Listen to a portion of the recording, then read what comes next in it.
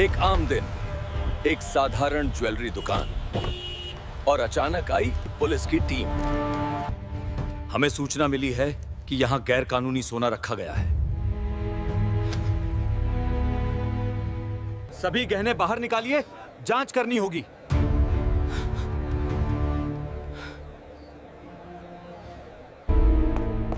यह आधिकारिक जांच है, सहयोग कीजिए। सुबह के करीब 10 बजे का समय था। शहर की सड़कों पर रोज की तरह भीड़ थी।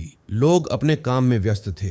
सब कुछ बिल्कुल सामान्य लग रहा था, लेकिन किसी को नहीं पता था कि अगले कुछ मिनटों में यहाँ कुछ ऐसा होने वाला है जो पूरे इलाके को हिला कर रख देगा। एक जानी मानी ज्वेलरी दुकान में उस समय कुछ ग्राहक खरीदारी कर रहे थे। दुकानदार आराम से सोने के गहने दिखा रहा था। माहौल बिल्कुल शांत था। तभी अचानक दुकान के बाहर एक सफेद रंग की गाड़ी आकर रुकती है। गाड़ी से 3 से 4 लोग उतरते हैं। साफ सुथरी यूनिफॉर्म, कंधे पर बैज और चेहरे पर वही सख्त एक्सप्रेशन। लोगों को लगा पुलिस आई है, लेकिन असल कहानी तो अब शुरू होने वाली थी। जैसे ही वो लोग दुकान के अंदर घुसे, पूरी दुकान में एकदम सन्नाटा छा गया। उनमें से एक ने जोर से कहा, हम पुलिस से हैं। हमें सूचना मिली है कि यहाँ गैर कानूनी सोना रखा गया है। दुकानदार एक पल के लिए घबरा गया, लेकिन सामने यूनिफॉर्म देखकर उसने सवाल करने की हिम्मत ही नहीं की। एक अफसर जैसा दिखने वाला आदमी आगे बढ़ा। उसने फाइल खोली, कुछ कागज दिखाए। सब कुछ इतना असली लग रहा था कि किसी को शक ही नहीं हुआ। फिर शुरू हुआ असली खेल। उन्होंने कहा,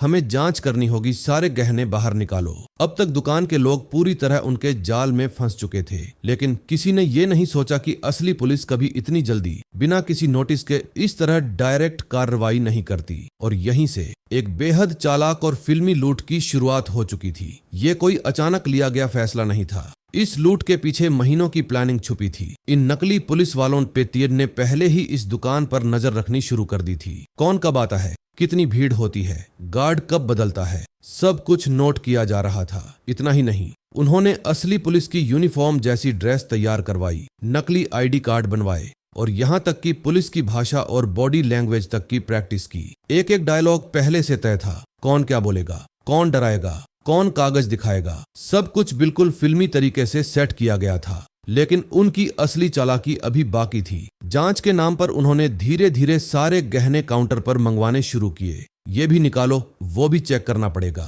दुकानदार और स्टाफ पूरी तरह उनके कंट्रोल में आ चुके थे। एक नकली अफसर गहनों को जांच के लिए अलग बैग में रख रहा था और बाकी लोग दुकान के हर कोने पर नजर बनाए हुए थे। सब कुछ इतना प्रोफेशनल लग रहा था कि किसी को जरा भी शक नहीं हुआ। और फिर उन्होंने कहा, ये सब सामान हमें थाने ले जाना होगा, आगे की जांच वहीं होगी। बस यही वो पल था जब बिना कोई शोर, बिना कोई हथियार, करोड़ों की ज्वेलरी उनकी गाड़ी में पहुंच चुकी थी। और सबसे हैरान करने वाली बात, दुकान के लोग खुद उनके हाथों में सब कुछ सौंप रहे थे। जैसे ही वो पुलिस गाड़ी लेकर वहां से निकली, कुछ मिनटों तक तो दुकान में सब लोग चुपचाप खड़े रहे।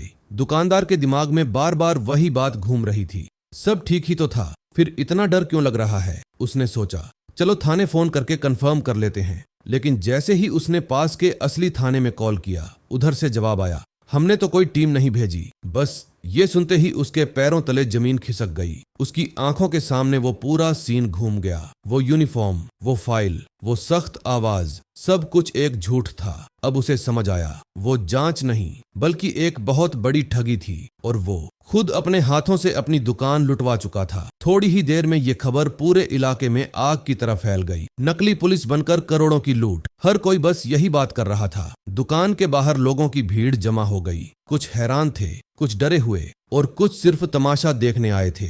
लोग आपस में फुसफुसा रहे थे, अगर पुलिस पर ही भरोसा नहीं करें तो किस पर करें। सोशल मीडिया पर भी ये खबर तेजी से वायरल होने लगी। हर कोई यही सोच रहा था, इतनी चालाकी से कोई कैसे लूट सकता है। लेकिन सबसे बड़ा सवाल अभी भी बाकी था, ये लोग थे कौन और अब तक कहां गायब हो चुके थे। घटना की खबर मिलते ही असली पुलिस हरकत में आ गई। कुछ ही देर में पूरी दुकान को घेर लिया गया। सीसीटीवी कैमरों की फुटेज निकाली गई। हर एंगल से वीडियो देखा जाने लगा। वीडियो में सब कुछ साफ दिख रहा था, वो नकली यूनिफॉर्म, उनका आत्मविश्वास और वो अफसर जो सबको कंट्रोल कर रहा था। एक पुलिस अधिकारी ने धीरे से कहा, ये कोई आम चोर नहीं है, ये प्रोफेशनल गैंग है। अब जांच और तेज कर दी गई। गाड़ी का नंबर ट्रेस किया गया, पास के इलाकों के कैमरे खंगाले गए, लेकिन हैरानी की बात यह थी कि गाड़ी कुछ ही किलोमीटर बाद गायब हो गई, जैसे वो लोग हवा में उड़ गए हों।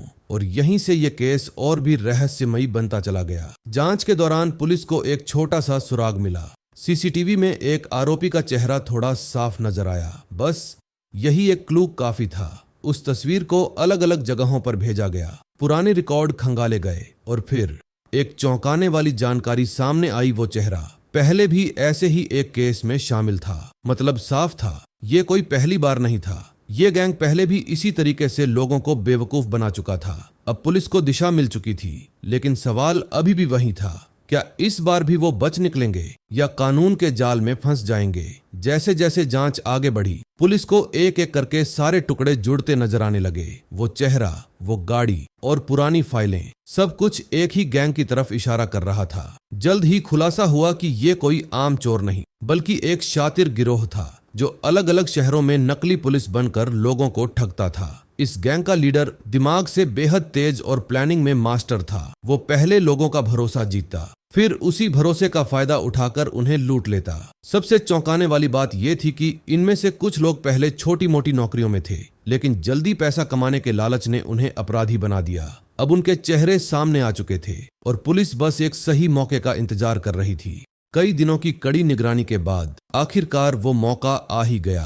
पुलिस को खबर मिली कि ये गैंग एक और बड़ी वारदात की तैयारी में है। बस फिर क्या था, एक जाल बिछाया गया, बिल्कुल उसी तरह जैसे उन्होंने अपने शिकार के लिए बिछाया था। जैसे ही गैंग मौके पर पहुंचा, चारों तरफ से पुलिस ने उन्हें घेर लिया। इस बार नकली पुलिस असली पुलिस के सामने थी। भागने की कोशिश हुई, लेकिन हर रास्ता पहले से बंद था और आखिरकार पूरा गैंग गिरफ्तार कर लिया गया। कोर्ट में केस चला। सबूत इतने मजबूत थे कि उन्हें कड़ी सजा सुनाई गई और इस तरह एक फिल्मी स्टाइल में की गई लूट का अंत भी उतना ही फिल्मी हुआ। इस पूरी घटना ने एक बहुत बड़ा सबक दिया।